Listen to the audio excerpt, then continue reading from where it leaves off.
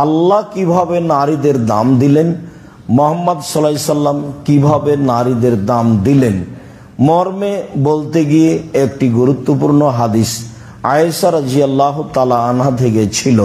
তিনি বলেন যে আশরাবুল মা ওয়া আনা হায়েদ, আমি নিজে পানি পান করি তখন আমি ঋতুবতী। সুম্মা উনাবিলহু, তারপর আমি গিলাসটা রাসূলের হাতে দিই। ফায়াদাউ ফাহু ফি মাউদি ফিয়া, দেখি তিনি মুখ লাগালেন গিলাসের সেখানেই যেখানে আমি মুখ লাগিয়ে পানি পান করেছি। রাসূল সাল্লাল্লাহু আলাইহি সাল্লাম তার স্ত্রীর কাছে বিক্রি হয়ে যাননি, এটা আপনি ভুল বুঝবেন না। আল্লাহ বলছেন ওয়াজআলনা বাইনাহুম মাওয়াদ্দাতা ওয়া রাহমা, আমি আল্লাহ স্বামী স্ত্রীর মাঝে ভালোবাসা ভ্রাতৃত্বভাব সৃষ্টি করেছি। সেইটা কি? আমাদের দেশে তো কথায় কথায় তালাক। ওরাও যেমন আছে 19-20 সহ্য করে না, তোমার বাসায় থাকবো না, তুমি ছেড়ে দাও, এই এই কথা নাই সতা নাই। মাস 6 মাস বছর চলছে, কথা বলে না স্বামীর সাথে, খুব ঘুরছে। ছেলে আছে, মেয়ে আছে, ছেলের বন্ধুরা আছে, মেয়ের বান্ধবীরা আছে, আত্মীয় স্বজন আছে, তার সাথে চলছে, সংসার কাটাচ্ছে। স্বামীর আর কি প্রয়োজন? এমনটা গতিবিধি তাদেরও আছে, এমনটা গতিবিধি পুরুষেরও আছে। সামান্য 19-20 হলে তাকে গালি দেওয়া, মুখ খারাপ করা, এইটা পারিবারিক জীবনে যেন না আসে, সেই কথাটা আল্লাহ বললেন যে আমি তাদের মাঝে ভ্রাতৃত্ব ভালোবাসা সৃষ্টি করে দিয়েছি। তো তাদের মাঝে যে আল্লাহ করে দিয়েছেন, তো আল্লাহ কি নিজে এসে দেখাবেন? মুহাম্মদ সাল্লাল্লাহু আলাইহি সাল্লাম বাস্তব দেখালেন, তা আমি আর আপনি সেভাবেই দেখাবো, এটা আমাদের জিম্মেদারি। তা আপনি যদি এখন বলেন আমার স্ত্রী তো আমাকে সহ্যই করে না, পানি এভাবে খাওয়া তো বহু দূরের কথা, কতদিন থেকে আমাকে পানি দেয়নি সেই হিসেবে। এখন বিবেচনা আপনার কাছে। এত ভালোবাসার পরেও তালাকের বিধান আল্লাহই দিয়েছে। এত ভালোবাসার পরেও বুঝের জন্য 90 দিন সময়ও দিয়েছেন, যাতে করে মানুষ তাড়াতাড়ি বিপদে না পড়ে। আয়েশা রাদিয়াল্লাহু তাআলা আনহা বলেন ওয়া আতারাকুল আরকা ওয়া আনা হায়েদ, আমি নিজে একটা গোস্ত দাঁতে ছিঁড়ে খেতাম। আয়েশার নিজস্ব বিবরণ, হাদিস বুখারী মুসলিম। তারপর আমি গোস্তের টুকরা রাসূলের হাতে দিতাম। ফায়াদাউ ফাহু ফি মাউদি ফিয়া, আমি দেখেছি গোস্তের ওখানেই তিনি মুখ লাগিয়েছেন যেখানে আমি মুখ লাগিয়ে গোস্তটা ছিঁড়ে খেয়েছি। এটা দিয়ে আমি আর আপনি কি বুঝলাম? তখন তো ঋতুবতী তিনি। ইহুদিটা বলছে ওকে বাড়িতে রেখে আসো, ছাই তোলা প্লেটে খেলে দাও, ওই প্লেটটা দিয়ে গিলাসটা দিয়ে ময়লা লেগা আছে, যেটা রুচি হয় না। আর জাহেলিয়ত তো বলেছে যে ওদেরকে বাড়ির পিছন দিকে একটা হিপস কুঁড়ে ঘর বানিয়ে রেখে দিতে হবে, সেখানে খাবে। কুষ্ঠরোগী মানুষ যেমন যেভাবে মানুষ বেঁচে চলে, হিসাব করে চলে, তার সাথে সেভাবে চলতে হবে। আর ওই মহিলার সাথে রাসূল সাল্লাল্লাহু আলাইহি সাল্লাম কি করলেন তা আয়েশা রাদিয়াল্লাহু তাআলা আনহা পুরো জীবন জাতির সামনে দিয়ে গেলেন যে আমি এইভাবে রাসূলের সাথে চলেছি থেকেছি। সম্মানিত দিনী ভাই বোন, অবশ্যই বিষয়টি উভয় পক্ষ থেকেই গ্রহণ করতে হবে, ধৈর্যের পরিচয় দিতে হবে। সমস্যা হলেই একেবারে যা ইচ্ছা তাই বলে ফেলতে হবে তা নয়, ও তো শয়তান করাচ্ছে। আপনি যখন বলেন ওও তখন বলে পাশাপাশি, তখন ভাবে দুইজনই যে ও কিছু বলতে পারে, আমি পারি না। আল্লাহ রাসূল বললেন যে জিজ্ঞাসা করা হলো বাঁচার পথ কি, তো বলছে আলজেমাল লেসানাক, মুখখান বন্ধ রাখো, বেঁচে যাওয়া, এটাই তো উত্তর। আল্লাহ রাসূলকে বলা হলো বাঁচার পথ কি, তাহলে বাঁচার পথ কি মানে জাহান্নাম থেকে বাঁচার পথ কি, বাঁচার পথ কি মানে সমাজ থেকে বাঁচার পথ কি, বাঁচার পথ কি মানে ঝামেলা থেকে বাঁচার পথ কি? তো উত্তর কি বললেন? মুখখান বন্ধ রেখো, এটাই তো 1 নম্বর কথা। আর 2 নম্বরে বললেন জরুরি প্রয়োজন ছাড়া বাড়ি ত্যাগ করা হবে না। আপনারই হবে না তা আপনার বউ বেটি বহুদূরের কথা। এই যে দিন রাত সিঁড়িতে উঠছে, এটাই। মহিলাগুলো কি সবই হিন্দু? এগুলো কি সবই ইহুদি খ্রিস্টানের? এদের কি কারো বাপ নেই? এদের কি কারো স্বামী নেই? এদের কি কারো ভাই নেই? এই সমাজই, এই পিতাই এই ভাই, এই স্বামী নারীদেরকে একেবারে মাটিতে মিশিয়ে দিয়েছে, কুকুর শ্রীগালে পরিণত করেছে। এরাই অসভ্য। ও তো দামি সম্পদ। আল্লাহ রাসূল বলছেন আলমারাতু আওরা, মহিলা হচ্ছে ঢেকে রাখা বস্তু, ঘেরে রাখা বস্তু, সম্মানী বস্তু, ওর একটা দাম আছে। ওই যদি নিজেই রাস্তা রাস্তায় গড়ে বেড়াই, সবার সামনে খালি হয়ে ঘুরে, তো ওর দাম কে দিবে? ও তো ইবলিসের সাথে আছে। দেখুন, ঠেকাবে কে? ঠেকাবে তার বাপ। ঠেকাবে কে? ঠেকাবে তার স্বামী। আল্লাহ রাসূল এটাই কথা বলছেন। তা আমাদের পক্ষ থেকে আর কি করার আছে? সম্মানিত দ্বীনী ভাই বোন, রাসূল সাল্লাল্লাহু আলাইহি সাল্লাম যথাযথভাবে নারীকে মূল্যায়ন করেছেন।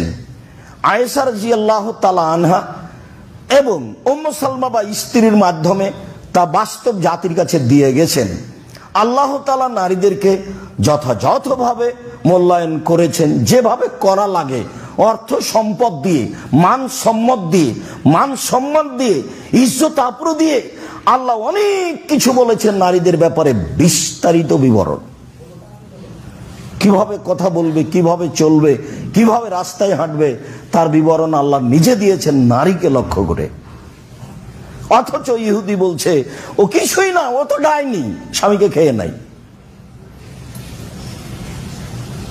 আর খ্রিস্টান যা বলছে তো বলছে, যা আপনারা জানেন। হিন্দুরা যা করেছে তা করেছে, যা করছে তা করছে, তা তো আপনারা জানেন। সাত করে বাজনা দিয়ে, বিবাহ শাদী দিয়ে বিদায় করে দিয়েছে, টাকা পয়সা দিয়ে। আর কোনোদিন এখানে এসে অর্থ সম্পদ চাইবা না, চিরদিনের জন্য বিদায় হয়ে যাও। কান্নাকাটি যাই হোক, জমি জায়গা হবে না। কান্নাকাটি যাই হোক, বাড়ি ঘর হবে না। আল্লাহ বলছেন ভাই বোন মিলে হিসাব করে ঢাকা শহরের বাড়ি ভাগ করে নিবে।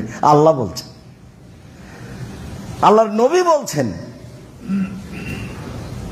এবং বিষয়টি শক্তভাবে দেখা হয়েছে। জমি, অর্থ সম্পদ, বাড়িঘর বোনকে দেয় না। এটা শনি, রংপুর, দিনাজপুর, লালমনিরহাট, নীলফামারী, কুড়িগ্রাম, পঞ্চগড়, ঠাকুরগাঁ, গাইবান্ধা, জয়পুরহাট, বগুড়া এসব ডিস্ট্রিক্টের লোক দেয় না বলে আমরা শুনি। উত্তরবঙ্গের লোক, দক্ষিণবঙ্গের লোক যথাযথ দেয়। হয়তো বা আপনি বলবেন আব্দুর রাজ্জাক সাহেব কাছাকাছি সবাই একই। হ্যাঁ, হতে পারে। আর মনে হয় যেন এত দামি সম্পদ বোনকে দিয়ে দেবো, ভগ্নিপতি ভোগ করবে। কেমনে হয়? এটা আমার আর আপনার কিছু করার নাই, এ তো বিধান উপর থেকে। এখানে আমার আর আপনার কিছু করার নাই, এ তো বিধান উপর থেকে। আল্লাহর সরাসরি বিধান মেনে নেওয়াতে কল্যাণ আছে। তখন আমি ওই ছেলেটাকে বলেছি যে তোমার পিতাকে যদি আমি কুকুর শ্রীগালের চেয়ে খারাপ প্রমাণ করতে না পারি, জাতির সামনে আমি কোথায় বলবো না? তোমার দাদা মারা গেছে আজ থেকে 10 বছর আগে, এখন পর্যন্ত তোমার আব্বা তোমার ফুপুকে জমি বুঝিয়ে দেয়নি। তুমি তোমার আব্বাকে কালকে বলিও, আব্বা ভাগ্য নিয়ে এসেছে দুনিয়াতে, ভাগ্য ছেড়ে আসেনি। ভাগ্যে যদি জমিদারি থাকে জমিদারি করে খাবো, ভাগ্যে যদি ভিক্ষা করা থাকে ভিক্ষা করে খাবো। ফুফুর জমি খেয়ে বাঁচতে রাজি নই। আমি কি ভাগ্য ছেড়ে এসেছি? না আব্বা, আমি তো ভাগ্য ছেড়ে আসিনি, আমি তো ভাগ্য নিয়ে এসেছি। আর আপনারা তার জাজল্য প্রমাণ 2 বছর 5 বছর আগে দেখিয়েছিলাম। ও গাড়ি ঠেলতো, বেটা পিছন দিক থেকে ঠেলতো, আর বাপ ওই গরুর গাড়ির মতো চাকাওয়ালা সামনের দিক থেকে টেনে যেত, কাপড়ের বস্তা। দেখি সে আজকে বিত্তশালী। এটাই তো পৃথিবী। সম্মানিত দ্বীনী ভাই বোন, মহান আল্লাহ বলেন হাফিযু আলাস সালাওয়াত ওয়াস সালাতিল উস্তা। পৃথিবীর মানুষ, তোমরা 5 ওয়াক্ত সালাতকে গুরুত্ব সহকারে রক্ষা করো, বিশেষভাবে আসরের সালাত। যারা সরাসরি কোরআন হাদিস মানতে পারেনি তারা এরকম জায়গায় পিছিয়ে পড়ে গেছে। বিশেষভাবে আসরের সালাত মানে আসরের সালাতকে সময়ের সাথে সাথে পড়ার চেষ্টা করতে হবে। এটাই বেশি দামি সালাতের মধ্যে। কেন? এটা কাজের সাথে জড়িত। তখন মানুষ কাজে ব্যস্ত, তখন মানুষ আয় উপার্জনে ব্যস্ত। ফজরের টাইমে তো অত ব্যস্ত নয়, জোহরের টাইমে তো বিরতি আছে, মাগরিবের টাইমে তো কাজ বন্ধ হয়েছে, এশার পরে তো মানুষ ঘুমিয়ে যাবে। তাহলে সবচেয়ে ব্যস্ত মানুষ আসরের টাইমে। সেই সালাতকে মানুষ নিয়ে গেছে সূর্য ডোবার পূর্বে। প্রায় মসজিদে তাই, আপনার কিছু করার নেই। মহান আল্লাহ বলেন পৃথিবীর মানুষ 5 ওয়াক্ত সালাতকে যথাযথভাবে আদায় করো, বিশেষভাবে আসরের সালাত। মহান আল্লাহ বলেন, কাদ আফলাহাল মুমিনুন আল্লাযীনা হুম ফি সালাতিহিম খাশিউন, যারা ভয় ভীতি নিয়ে নির্ধারিত সময়ে সালাত আদায় করে তারাই সফল হলো। এটা আল্লাহ বলছেন। আবু হুরায়রা রাদিয়াল্লাহু তাআলা আনহু বলেন, রাসূল সাল্লাল্লাহু আলাইহি সাল্লাম বলেছেন, আউয়ালু মা ইসআলুল আবদু ইয়াউমাল কিয়ামাহ সালাত। বিচারের মাঠে মানুষকে যখন তার জীবনের সব কর্ম সম্পর্কে জিজ্ঞাসা করা হবে, তখন আল্লাহর পক্ষ থেকে মানুষকে প্রথম যেটা জিজ্ঞাসা করা হবে সেটা সালাত। তবে কোন জায়গাতে বর্ণনায় আসবে প্রতিবেশী হক, মানুষের হক আমি কেমন আদায় করেছি, আপনি কেমন আদায় করেছেন, এ মর্মে যে বিষয়গুলিতে জিজ্ঞাসা হবে, জমি জায়গা দখল করা আর সবকিছু, পাড়া প্রতিবেশী ভাই বোন তার সাথে কেমন চলেছি, তখন প্রথম জিজ্ঞাসা হবে দুই প্রতিবেশী। প্রতিবেশীর সাথে টিকাও খুব কঠিন, খুবই কঠিন, এমনিতে লেগে যায়, কথাই বলা যায় না। তখন আল্লাহ রাসূল বলছেন, আরবাউন লিসাদা, সুখময় জীবনের জন্য 4টা জিনিস লাগে। 4টা জিনিস আছে যার, সুখময় জীবন তার, সুখময় জীবন তার 4টা জিনিস আছে যার। 1, আলমারাতুস সালেহা, ভদ্র নম্র বুদ্ধিমতী নরম আচরণের স্ত্রী। আচরণ নরম হতে হবে, খাস্টা মেস্টা যদি হয়, আর যদি কথা একবার উল্টে ধরে একটুকু শান্তি পাবেন না। সারাদিন পরিশ্রম করে বিকাল 5টায় বাড়িতে ঢুকেছেন, ঢোকার সাথে সাথে এমন কিছু বললো যে সেটা আর মাথায় সরে না সারা রাত, পরের দিন সকালে আবার চলে গেলেন। আল মারাতুস সালেহা, মেজাজ হতে হবে নরম মহিলার, গতিবিধি হতে হবে ঠান্ডা, স্বভাব হতে হবে ভদ্র নম্র,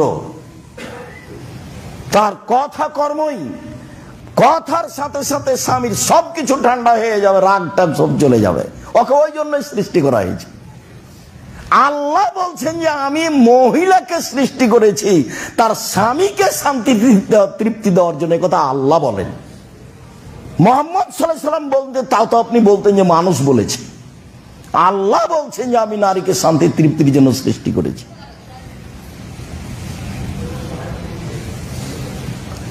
তো 2, আল জারুস সালেহ, প্রতিবেশী ভালো যার, সুখময় জীবন তার। 1 নম্বরে হলো ভালো স্ত্রী যার, সুখময় জীবন তার। 2 নম্বর প্রতিবেশী ভালো যার, সুখময় জীবন তার। 3, আল মারকাবুল হানি, একটা ভালো গাড়ি, সাইকেলটা চেন পড়ে না, গাড়িটা চাকা নষ্ট হয় না, উঠতেই চাকা নষ্ট হয়, মনে হয় যে গাড়িটা ছেড়ে রাস্তার গাড়িতে চলে যায়। কৃষক গাড়ি জমি চাষ শুরু করলে গরুটা শুয়ে যায়, কাজ করে না। তো আল্লাহ রাসূল বলছেন আল মারকাবুল হানি, একটা ভালো বাহন। 4, আল বাইতুল ওয়াসি, প্রশস্ত ঘর, অন্তত মেহমান যেখানে বসবে সেটা প্রশস্ত হতে হবে। কি সুবিধা! মুহাম্মদ সাল্লাল্লাহু আলাইহি সাল্লাম কিভাবে সংসার করলেন। উমর রাদিয়াল্লাহু তাআলা কুঁড়ে ঘরে বসবাস করে অর্ধ পৃথিবী পরিচালনা করলেন, তখনও বাড়ি ঘর তেমন নেই। ওই মুহাম্মদ সাল্লাল্লাহু আলাইহি সাল্লাম বলছেন, যিনি খাটে শুয়ে থাকেন, যেই খাটে দড়ির প্রসাদ দিয়ে করা আছে, সাজানো আছে, সেখানে বিছনা কেথা নেই, তিনি উঠে বসলেন। আব্দুল্লাহ ইবনে মাসউদ বলছেন, উঠে যখন বসলেন দেখলাম গায়ে পিঠে একবারে দড়ি সুতলির দাগে পরিপূর্ণ হয়ে আছে। তো আমি বলছি, আপনি একটু ভালো কিছু করলে হয় না? আমি আব্দুল্লাহ ইবনে মাসউদ বললাম। তখন বলছে যে ভালো কিছু করে কি করবা, এটা তো করলো ইহুদি খ্রিস্টান, তারাই তো করছে, আমরা আর কি করব। তখন বলছেন আব্দুল্লাহ ইবনে মাসউদ, কুন ফি দুনিয়া কান্নাকা গরীব, তুমি দুনিয়াতে থাকো তুমি যেন অপরিচিত, ও আবের সাবিলিন, তুমি যেন পথিক, আছি নেই।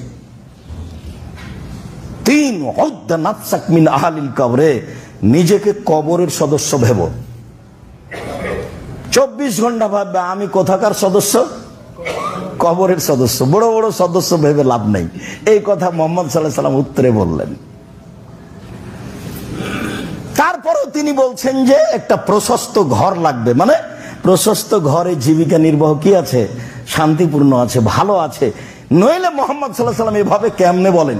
আগেকার মানুষের, ধনী মানুষের বাড়িতে কাচারি ঘর থাকতো, বিশাল লম্বা কাচারি ঘর, ওখানে লোকজন আসতো বসতো। মোহাম্মদ সাল্লাল্লাহু আলাইহি ওয়াসাল্লাম ওইটাই বলছেন, চারটা জিনিস আছে যার, সুখময় জীবন তার, 1 ভালো স্ত্রী, 2 ভালো প্রতিবেশী, 3 ভালো গাড়ি, 4 প্রশস্ত ঘর। এভাবেই বলছে। আবু হুরায়রা রাদিয়াল্লাহু তাআলা আনহু বলেন, মানুষকে প্রথম যেটা জিজ্ঞাসা করা হবে সেটা সালাত। এটা হলো আল্লাহর সাথে জড়িত বিষয়, যেগুলো সালাত আছে, সিয়াম রোজা আছে, হজ আছে, যাকাত আছে, তাসবিহ তাহলিল আছে, কোরআন তেলাওয়াত আছে, আল্লাহর সাথে জড়িত যেগুলো তার প্রথম জিজ্ঞাসা হবে সালাত। আর মানুষের সাথে জড়িত যেগুলো তার প্রথম জিজ্ঞাসা হবে 2 প্রতিবেশী। তারপরে আল্লাহ রাসূল বলেন,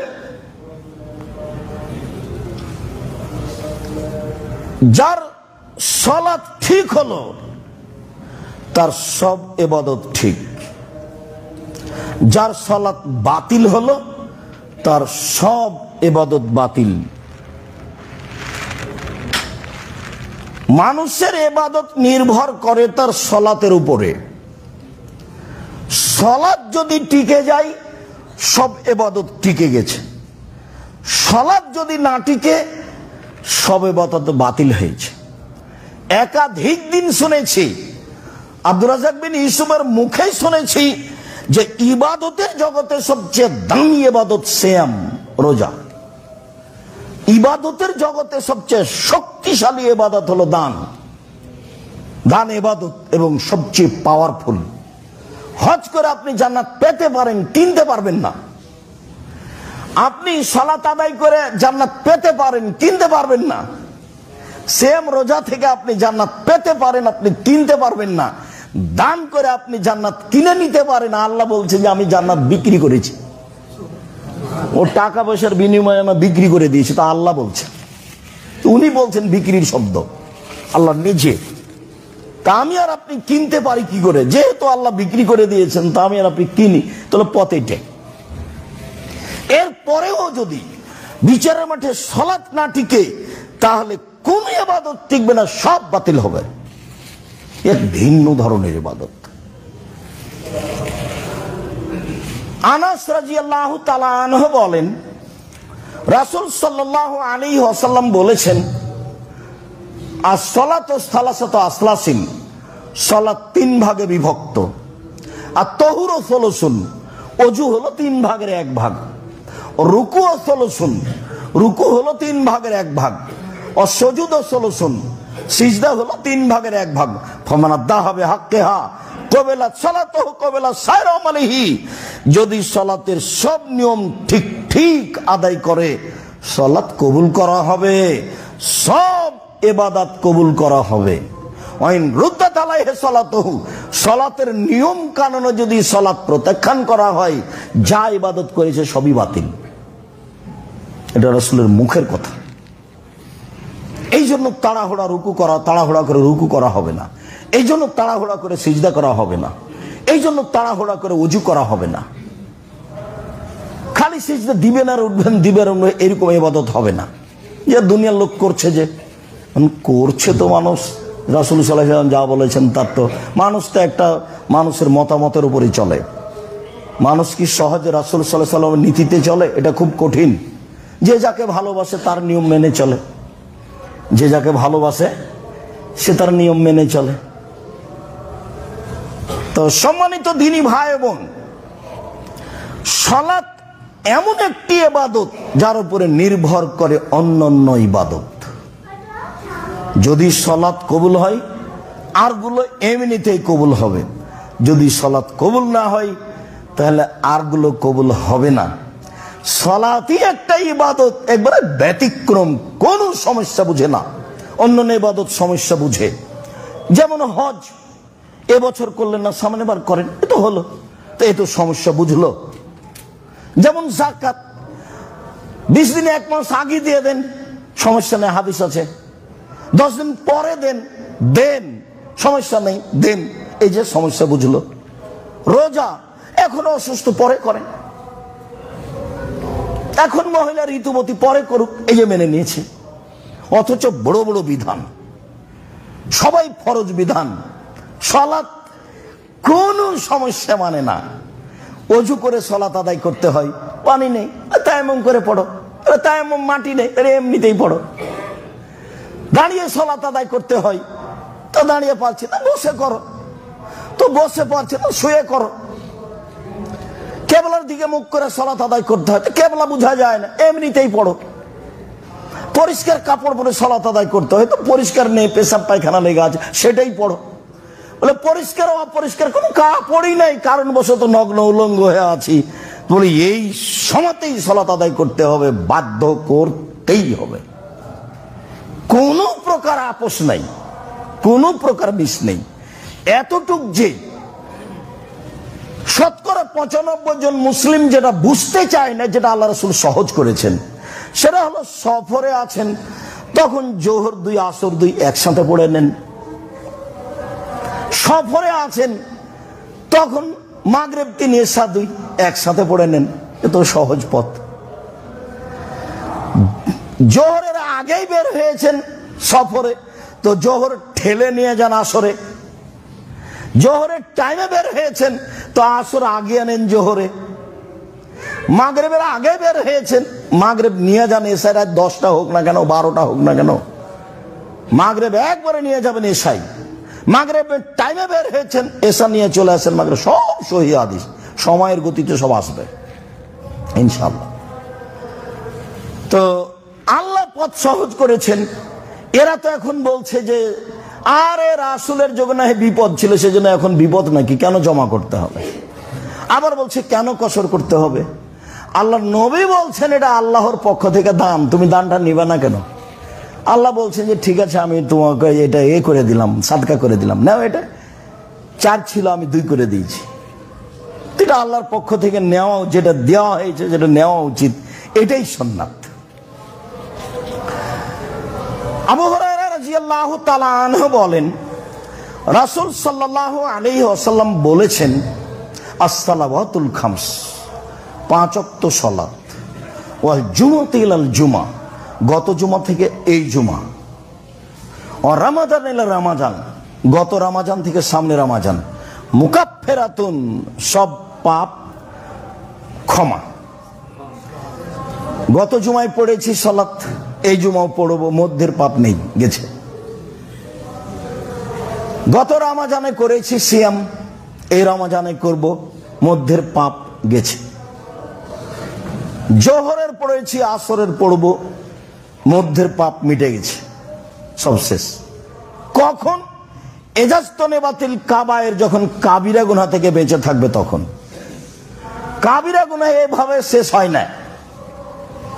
সুদ খাওয়া কাবিরা গুনাহ, ঘুষ দেওয়া কাবিরা গুনাহ, শিরক করা কাবিরা গুনাহ, বাপ মায়ের অবাধ্য চলা কাবিরা গুনাহ, মিথ্যা সাক্ষী কাবিরা গুনাহ, জেনা কাবিরা গুনাহ, রাহাজানি কাবিরা গুনাহ, হত্যা করা কাবিরা গুনাহ, লুটপাট করা কাবিরা গুনাহ, জমি দখল করা কাবিরা গুনাহ। যাওয়ার সময় দেখবেন কে বড় ক্ষতিগ্রস্ত একটা বই আছে, সব যা আলোচনা আছে সবই কাবিরা গুনাহ।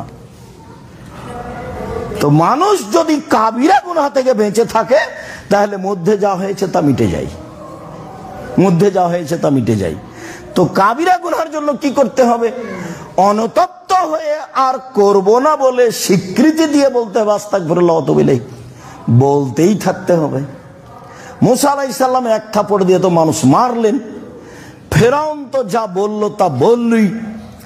মুসা আলাইহিস সালাম প্রথমে ফেরাউনকে বললেন স্বাধীনতা ফিরিয়ে দেন, স্বাধীনতার খুব দাম আছে। একবারে গিয়েই মুসা আলাইহিস সালাম প্রথম বাক্য ফেরাউনকে বলছেন স্বাধীনতা ফিরিয়ে দেন, মানে বনী ইসরাইলকে ছেড়ে দেন, দাস দাসী করে রেখেছেন কেন? তো এখন ফেরাউন কি বলবে?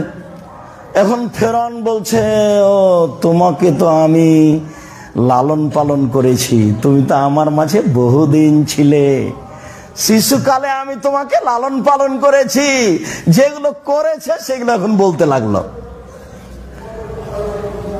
তারপরে তুমি তো আমার মাঝে বহুদিন ছিলে, আরে তুমি তোমার কর্ম করেছো, যা করেছো, তুমি থাপ্পড় দিয়ে মানুষ মেরেছো, তুমি বড় অকৃতজ্ঞ।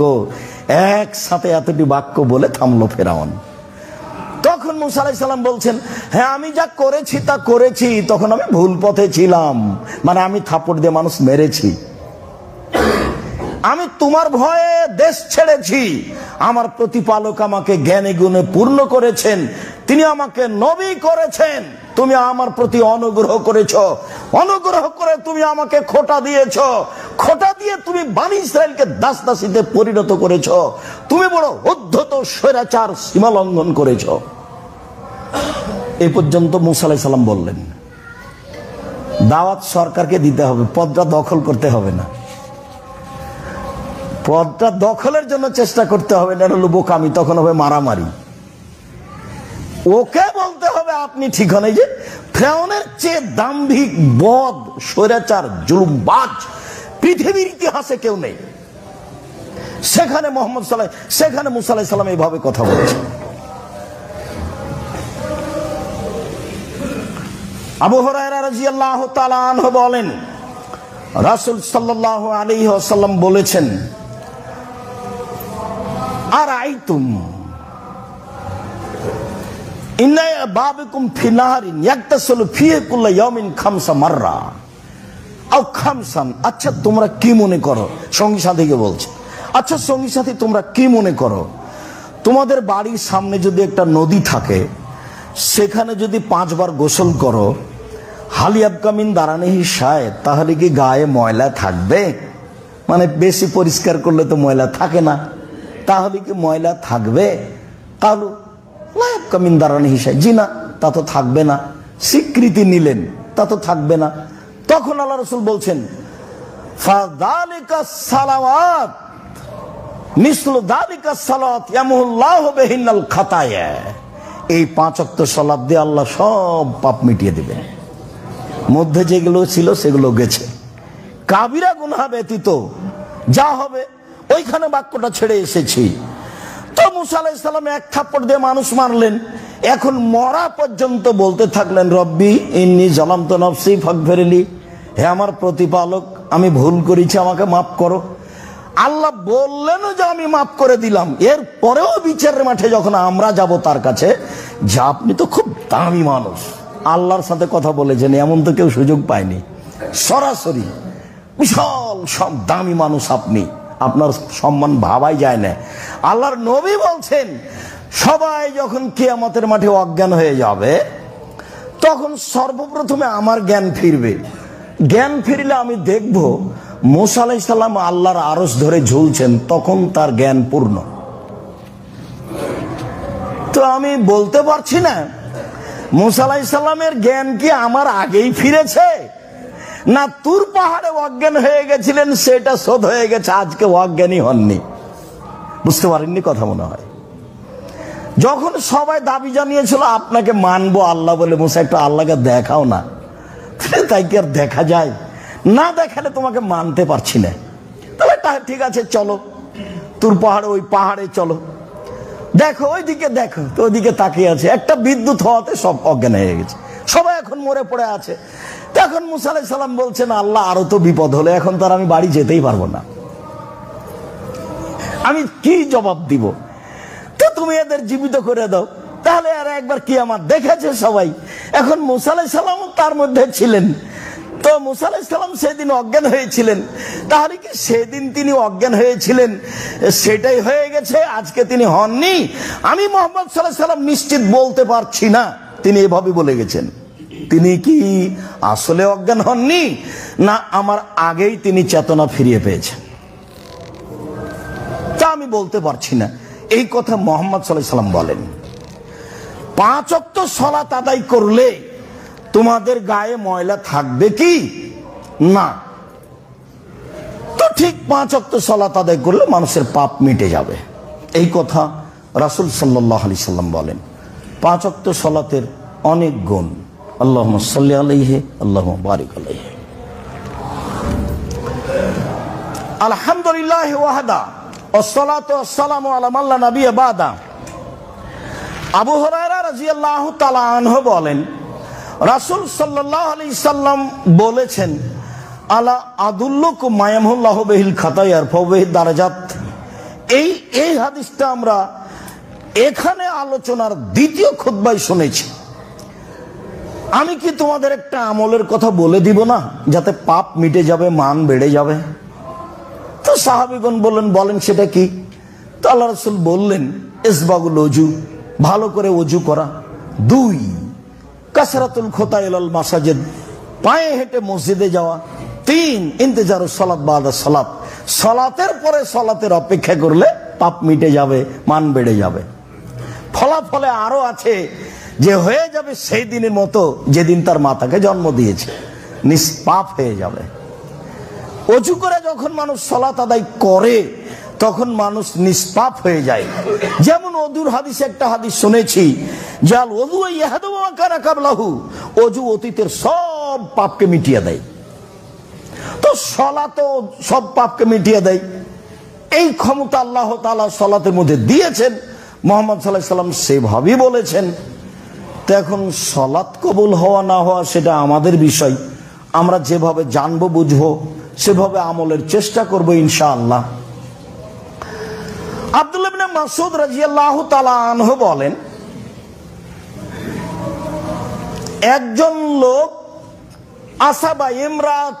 আসাবা মিন ইমরাতিন কবলাতান, কোন নারীর সাথে অশ্লীল কাজ করে বসে বা অশ্লীল কাজের কাছাকাছি এরকম কিছু। তারপরে ও রাসূলের কাছে আসলো, এসে বলল যে আল্লাহর নবী, আমি এই অন্যায় করেছি। তো আল্লাহ রাসূল তাকে কিছু বললেন না। বিষয়টা তার কাছে জিজ্ঞাসা করলেন না, কি হয়েছে, কি ঘটনা, কিছু বললেন না। তো কিছু যখন বললেন না, তো লোকটি রাসূল সাল্লাল্লাহু আলাইহি সাল্লামের সাথে সালাত আদায় করলো। যখন ও সালাত আদায় করলো তখন রাসূল সাল্লাল্লাহু আলাইহি সাল্লাম বলছেন যে তুমি যে অন্যায় করেছো, এই অন্যায় সালাতের কারণে আল্লাহ মিটিয়ে দিয়েছেন। ফাগাফারাল্লাহু লাকা বিহাযা, এই সালাতের মাধ্যম দিয়ে আল্লাহ তোমার ওটা মিটিয়ে দিয়েছে। তখন ওই ব্যক্তি বা অন্য ব্যক্তি বলছেন, আল্লাহর নবী, আলিয়া হাদা মাখসুস, এটা কি আমার জন্য খাস?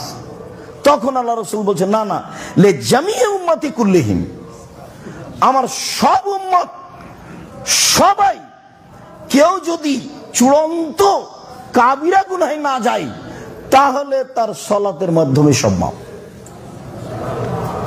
আবার আনাস রাদিয়াল্লাহু তাআলা আনহু বলেন, যা রাজুলুন লিন নবী সাল্লাল্লাহু আলাইহি সাল্লাম ওয়া কালা ইন্নী আশাদতু হাদ্দান ফাকিমহু আলাইয়া।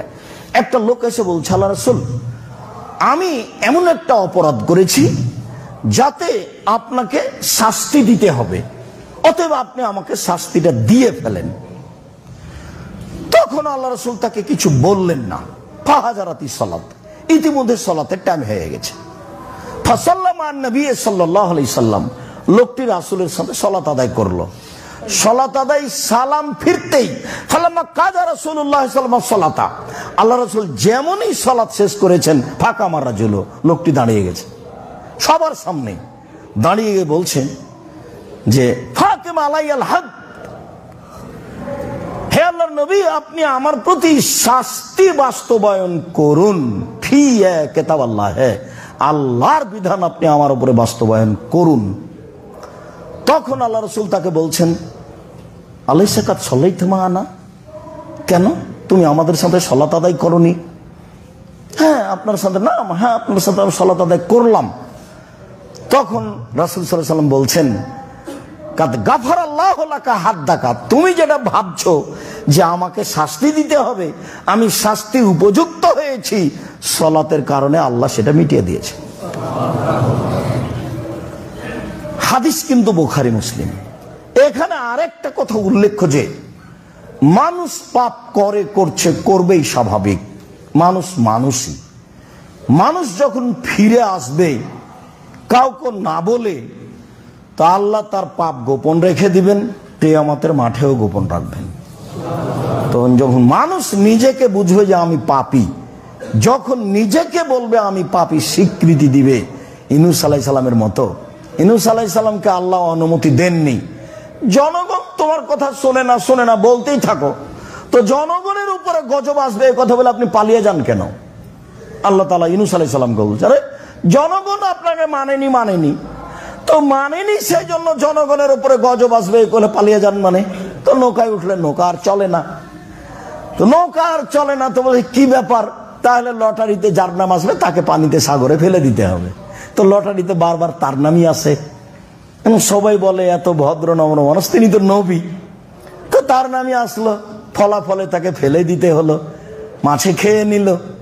তো উনি বললেন, লা ইলাহা ইল্লা আনতা সুবহানাকা ইন্নী কুনতু মিনাজ জালিমিন, আল্লাহ ছাড়া কোনো মাবুদ নাই, তোমার পবিত্রতা বর্ণনা করি, আমি অপরাধী। ক্ষমা চাইলেন কি? না, তো ক্ষমা চাননি। ক্ষমা চেয়েছেন আদম আলাইহিস সালাম, ক্ষমা চেয়েছেন মূসা আলাইহিস সালাম, কিন্তু ইউনূস আলাইহিস সালাম ক্ষমা চাননি, বললেন যে আমি অপরাধী। স্বীকৃতি দিবেন, স্বীকৃতি মানে আর করব না, স্বীকৃতি দিবেন, স্বীকৃতি মানে আর করব না। তখন আল্লাহ ক্ষমা করতে থাকবেন, আবার হলে আবারও ক্ষমা করবেন, আবার হলে আবারও ক্ষমা করবেন। ও তো একাধিক দিন শুনেছি যে ইবলিস বলল, ঠিক আছে আমি আপনার রহমত থেকে চলে যাচ্ছি, আমার একটা কথা শুনতে হবে। কি কথা? কিয়ামত পর্যন্ত বেঁচে থাকার সুযোগ দিতে হবে। দিলাম। আচ্ছা, তাহলে আপনার সম্মানের কসম, আমার ইজ্জতের কসম, আপনার মর্যাদার কসম, কিভাবে আদমের ছেলে মেয়ে জান্নাতে যায় সেটা আমি দেখে ছেড়ে দেবো। ওর দেহে যতদিন শ্বাস আছে ওকে আমি পাপী করবই করেই ছাড়বো। এটা তো